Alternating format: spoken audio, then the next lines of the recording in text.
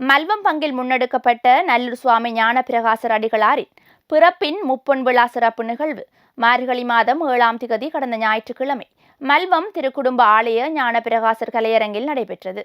பங்கு தந்தை அருட்தந்தை அருட்செல்வன் அவர்களின் ஒழுங்குபடுத்தலில் இளவாலை மறைக்கோட்ட பங்குகளின் ஒத்துழைப்புடன் நடைபெற்ற இந்நிகழ்வில் கலை நிகழ்வுகளும் முப்பொன் விழாவை முன்னிட்டு பங்கு மாறி ஆசிரியர்களால் மறைக்கோட்ட பங்கு மறைக்கல்வி மாணவர்களிடையே நடாத்தப்பட்ட வினாவிடை போட்டியில் முதலிடம் பெற்ற மாணவர்களுக்கான கௌரவிப்புகளும் இடம்பெற்றன.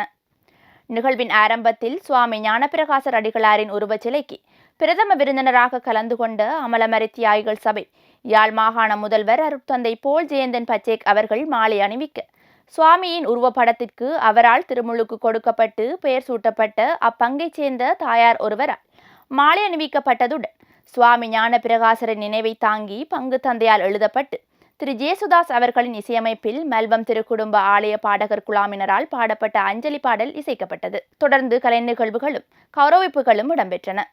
கௌரவிப்பு நிகழ்வில் முப்பொன் விழாவை முன்னிட்டு பங்கு மறையாசிரியர்களால் மறைக்கோட்ட பங்கு மறைக்கல்வி மாணவர்களிடையே நடாத்தப்பட்ட வினாவிடை போட்டியில் முதலிடம் பெற்ற 143 மாணவர்களுக்கான பரிசில்கள் வழங்கி வைக்கப்பட்டதுடன் கலை நிகழ்வுகளில் கிராமிய நடனம், நடனங்கள், பேச்சு, வில்லுப்பாட்டு போன்றவற்றுடன் சிறப்பு நிகழ்வான ஞானப்பிரகாசரின் வாழ்வை சித்தரிக்கும் உரைநடை சித்திர நாடகமும் மேடியேற்றப்பட்டது.